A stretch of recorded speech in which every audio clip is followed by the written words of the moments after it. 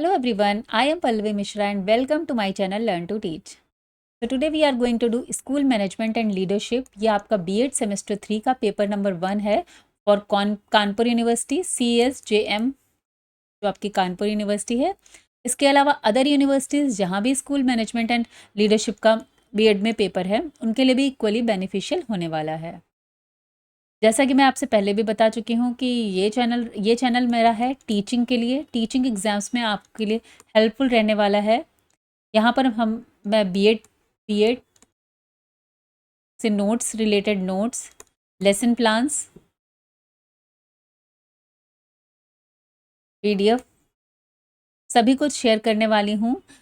अभी मैं रिसेंट में स्टार्ट किया है, कानपुर यूनिवर्सिटी के 11th फेब से एग्ज़ाम स्टार्ट होने वाले हैं, तो मैं यहाँ पर कुछ इंपॉर्टेंट क्वेश्चंस पेपर 1 के सेमेस्टर 3 और पेपर 1 सेमेस्टर 1 के डिस्कस कर रही हूँ इस चैनल पर रिसेंटली। तो please subscribe to my channel, आप लोगों को बहुत हेल्पफुल होने वाला है, specially for English medium student and Hindi medium के लिए भी इक्वली बेनिफिशियल है, क्योंकि मैं कंटेंट को हिंदी एंड इंग्लिश दोनों में ही एक्सप्लेन कर रही हूँ।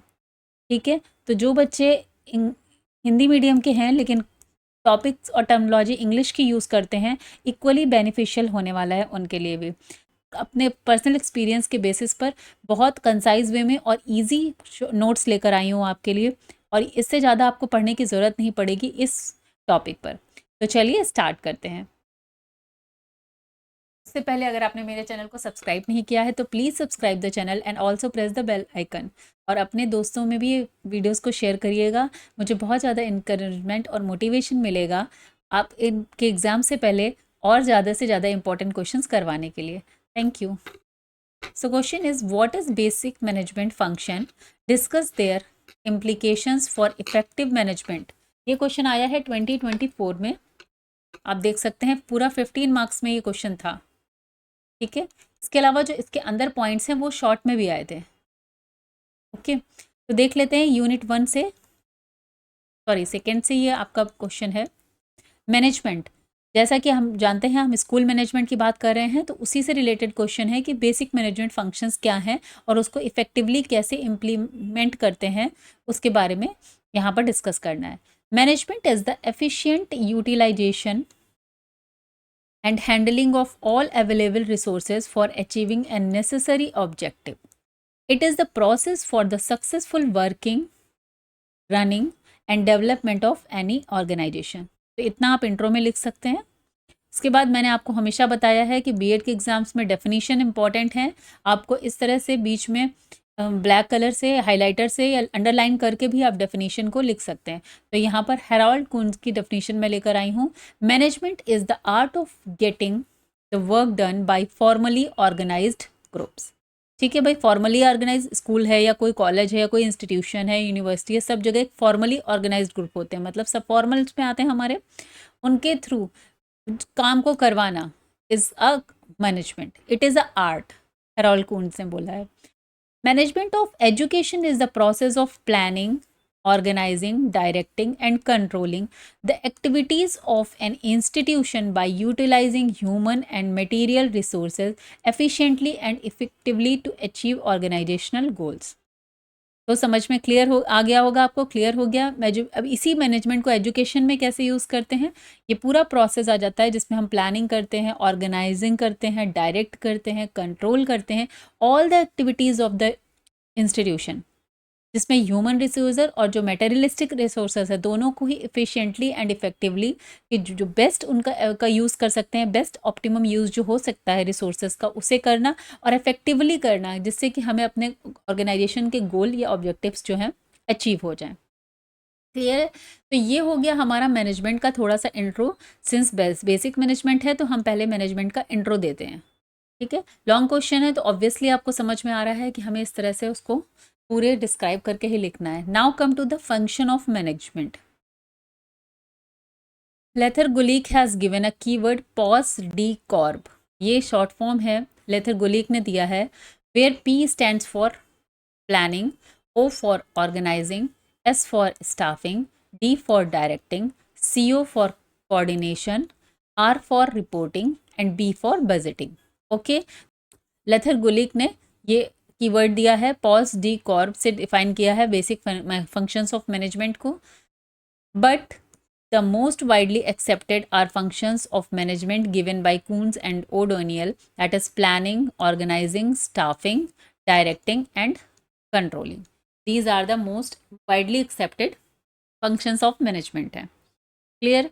तो बस अब हमें इन सारे पॉइंट्स को वन बाय वन डिस्कस करना है। और समझिए ये पूरा क्वेश्चन तो लॉन्ग में आता है, लेकिन यहीं से ये जो सारे पॉइंट्स हैं ये शॉर्ट क्वेश्चंस में आपको 5 मार्क्स के अंदर देखने को कोई भी एक पॉइंट मिल सकता है 5 मार्क्स के लिए। ठीक है, तो अच्छे से समझते चलेंगे। मैनेजमेंट तो आपको समझ में आ गया। Planning is the first most important step of management functions. भाई जब भी हम किसी काम की शुरुआत करते हैं तो सबसे पहले तो हम उसकी प्लानिंग ही करते हैं कि हमें क्या करना है और कैसे करना है। ठीक है, as it sets the overall structure of the process with activities and timeline. हमको पहले प्लानिंग में क्या करते हैं, क्या क्या एक्टिविटीज करनी है हमें और कितने टाइम में करनी है, ये पूरा प्लानिंग का पार्ट आता है।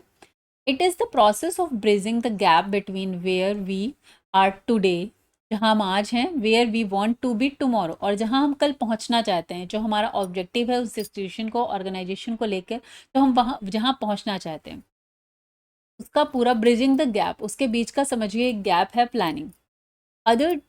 In other words it's meaning is looking ahead, relating today's events with tomorrow's possibilities. It is the process of deciding in advance what to do, how to do, when to do, and who does what.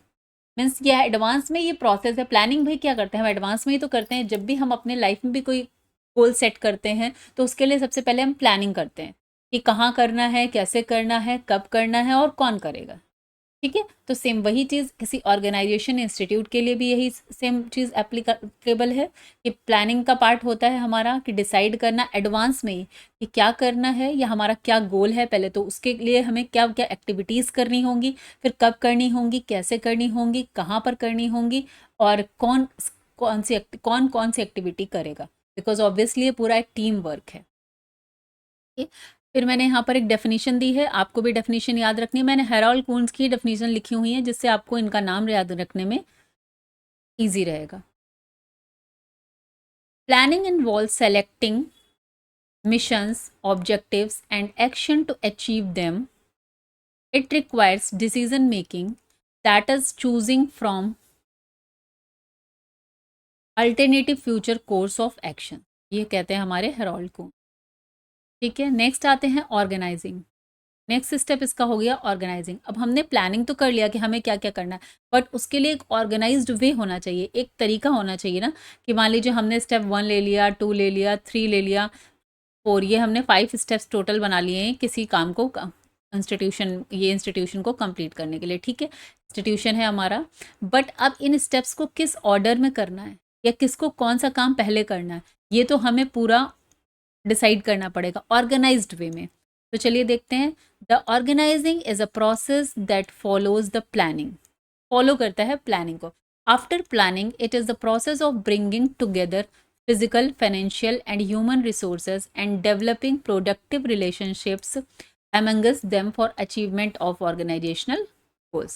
Clear हो गया कि जो भी physical entities हैं, financial, obviously कोई institution है तो उसको चलाने के लिए फाइनेंसेस तो इंपॉर्टेंट है ही, तो जो भी फिजिकल क्वांटिटी है, एंटिटीज़ हैं, फाइनेंशियल्स हैं, इसके अलावा ह्यूमंस, भाई ह्यूमन रिसोर्सेज इंपॉर्टेंट है, मटेरियलिस्टिक भी है, जो मटेरियल रिसोर्सेज हैं, ह्यूमन रिसोर्सेज हैं, फाइनेंशियल, सबको एक साथ इस तरह से गैदर करना, कंबाइंड करना टू डेवलप प्रोडक्टिव रिलेशनशिप। उस तरह से ऑर्गेनाइज करना कि किसको कौन सा डिपार्टमेंट देखना है, किसे कौन सी चीज़ देखनी, किसे हर चीज़ को यूज़ करना, ये ऑर्गेनाइजिंग का में आता है। According to Chester Barnard, organizing is the function which concern with define the role positions, role job related and coordination between the authorities and responsibility। ठीक है, मैनेजमेंट में देखिए सबसे पहले क्या होगा, एक टॉप लेवल, फिर मिडिल लेवल और फिर लोअर लेवल। 3 लेवल होते हैं मैनेजमेंट में। इन तीनों लेवल पर कैसे क्या ऑर्गेनाइजेशन होगा ये देखने का काम, और इसको ऑर्गेनाइजिंग के अंतर्गत आता है। नेक्स्ट आ जाते हैं हम staffing. Staffing is the process of obtaining and maintaining capable and competent people to fill all positions from top management to operate level. This includes securing, recruiting, selecting, training, appraising and maintaining the individuals in organization. ठीक है, तो समझ में आ ही गया होगा कि भाई staffing काम तो ह्यूमंस से जब कराना है तो हमें एम्प्लॉय भी रखने होंगे उस ऑर्गेनाइजेशन के लिए, तो हम उन एम्प्लॉयज़ को किस तरह से किस बेसिस पर रिक्रूट करेंगे, कैसे सिलेक्शन करेंगे, फिर उनकी ट्रेनिंग कैसे करेंगे, उसके अप्रेजल कैसे देंगे उनको टाइम टू टाइम। टॉप से लेके मैनेजमेंट से लेके ऑपरेट लेवल पे हर पोजीशंस को फिलअप करते हैं किसी भी ऑर्गेनाइजेशन में, इंस्टीट्यूशन में, तो उसको बोलते हैं हम स्टाफिंग। इसकी डेफिनेशन देख लेते हैं। Staffing is the function by which managers build our organization. उस ऑर्गेनाइजेशन को बिल्ड करने के लिए भाई लोग चाहिए होंगे, कोई टीम वर्क चाहिए होगा, तभी तो ऑर्गेनाइजेशन बनेगा। भाई लोगों से ही तो ऑर्गेनाइजेशन बनता है। Through the recruitment, selection and development of individuals as capable employ. Capable employ की ये पूरी रिस्पॉन्सिबिलिटी होती है मैनेजर्स की, तो मैनेजमेंट के अंतर्गत ये भी आता है। ठीक है, नेक्स्ट आता है responsibility for staffing. As far as responsibility for staffing is concerned, different scholars has different opinion. Some scholars thought that the responsibility for staffing is an organization should rest upon a personal department. ठीक है, किसी को लगता है कि personal department की responsibility होनी चाहिए। So large organizations have their personal department. Personal यहाँ पर होगा पर्सनल, यहाँ पर पर्सनल ये मीन्स स्टाफ की ही बात हो रही है कि उनका अपना डिपार्टमेंट होना। तो हमने देखा भी है एचआर डिपार्टमेंट होता है बड़े बड़े ऑर्गेनाइजेशंस में, जिसमें कुछ लोगों को ही रिक्रूट करा जाता है इस काम के लिए कि वो और एम्प्लॉयज़ को रिक्रूट करेंगे, एचआर डिपार्टमेंट। ठीक है, but some scholars strongly feel that the responsibility for staffing effectively execution of staffing is personal function should rest upon all the number of organization, sorry यहाँ पर होगा all the member, okay, all the member of the organization. तो कोई कहीं कहीं पर ऐसा feel होता है कि जो इनका रिक्रूटमेंट का काम है, स्टाफिंग का काम है, वो पर्सनल डिपार्टमेंट, मतलब उसके लिए एक प्रॉपर डिपार्टमेंट होना चाहिए, जैसा कि आजकल लार्ज ऑर्गेनाइजेशंस में होता ही है एचआर डिपार्टमेंट। पूरा वहाँ से आपका प्रोफाइल सेलेक्ट करते हैं वो लोग, फिर जब इंटरव्यू फिक्स करते हैं तब वो उसके अकॉर्डिंग दूसरे डिपार्टमेंट पे बात करते हैं टॉप लेवल। बट कुछ स्कॉलर्स मानते हैं कि ये पूरी ड्यूटी होनी चाहिए, पूरा फंक्शन होना चाहिए पूरे मेंबर्स ऑफ द ऑर्गेनाइजेशन। तो वो पर्सन टू पर्सन स्कॉलर्स पे डिपेंड करता है। यहाँ पर कूंट्स जो थे उन्होंने कहा है neither the personal department nor any service group is the proper place for a staff function. इन्होंने दोनों ही आइडियाज़ को यहाँ पर रिजेक्ट किया है। नेक्स्ट आते हैं हम directing. It is the essence of all operations of an organization. It is concerned with the guiding, counseling, motivating, instructing, leading the human factor, human resources or employees or followers to achieve the goals of an organization. जैसे आपको पता है movies में भी direction का role सबसे ज़्यादा important है, जो डायरेक्टर है उसका रोल सबसे ज़्यादा इंपॉर्टेंट है। ये सारे फंक्शन सही से हो रहे हैं कि नहीं हो रहे हैं, अगर कुछ गड़बड़ हो रही है तो कहाँ पर हो रही है। सेम यहाँ भी डायरेक्टिंग का वही काम है। मैनेजिंग डायरेक्टर्स हमने सुना ही हुआ है, किसी भी इंस्टीट्यूशन पे जो एमडी होता है वो सबसे हायर पोस्ट पे होते हैं। क्यों? क्योंकि उनका काम क्या है, गाइड करना, काउंसलिंग करना, मोटिवेट करना, इंस्ट्रक्ट करना, लीडिंग द, और जो ह्यूमन जो है फैक्टर से मतलब एम्प्लॉयज़ हैं उनको लीड करना, उनको गाइड करना कि हमारा जो ऑर्गेनाइजेशन का गोल है वो उसको इफेक्टिवली अचीव किया जा सके। Direction is telling people what to do and seeing what they do it to the best of their ability. Direction में ये काम आता है कि जो भी वर्किंग पूरी चल रही है एम्प्लॉयज़ की, वो स्टाफ की, वो कैसा काम कर रहे हैं, उनसे बेस्ट पॉसिबिलिटी, बेस्ट एबिलिटी के अकॉर्डिंग काम किया करवाया जा सके। तो डायरेक्शन का बहुत बड़ा इंपॉर्टेंट रोल है किसी भी मैनेजमेंट के फंक्शन में। बाय कूंट्स अगेन इन्होंने एक डेफिनेशन दी है, direction is a complex function that includes all those activities which encourages subordinates to work with effectively efficiently in both the short and long term. तो समझ में आ गया होगा, क्लियर हो गया। डायरेक्शन एक कॉम्प्लेक्स फंक्शन है जहाँ पर जो इनकरेज करता है सारे सबॉर्डिनेट्स को, फॉलोवर्स को, एम्प्लॉयज़ को, कुछ भी आप बोल सकते हैं, वर्क करने के लिए effectively and efficiently both short term में भी और लॉन्ग टर्म में भी। ठीक है। तो उसी के अकॉर्डिंग देखिए अप्रेजल भी सेट किए जाते हैं। बहुत सारे डायरेक्टर्स होते हैं, वो नए नए ऑफर्स एम्प्लॉय के लिए लेकर आते हैं उनको इनकरेज करने के लिए। सम टाइम उनको कुछ हॉलीडेज़ पे जाने का भी ऑफर मिल जाता है बड़ी बड़ी इंस्टीट्यूशंस में। तो डिपेंडिंग ऑन द रिक्वायरमेंट इस तरह की चीज़ें होती हैं। चलिए नेक्स्ट करते हैं। लास्ट पॉइंट है fifth, controlling. Controlling is the most important function of management in which manager needs to exercise effective control over the activities of the subordinates. Controlling मतलब ऐसा नहीं है कि सब कुछ हमने सबॉर्डिनेट्स या फॉलोवर या एम्प्लॉय के हाथ में दे दिया है।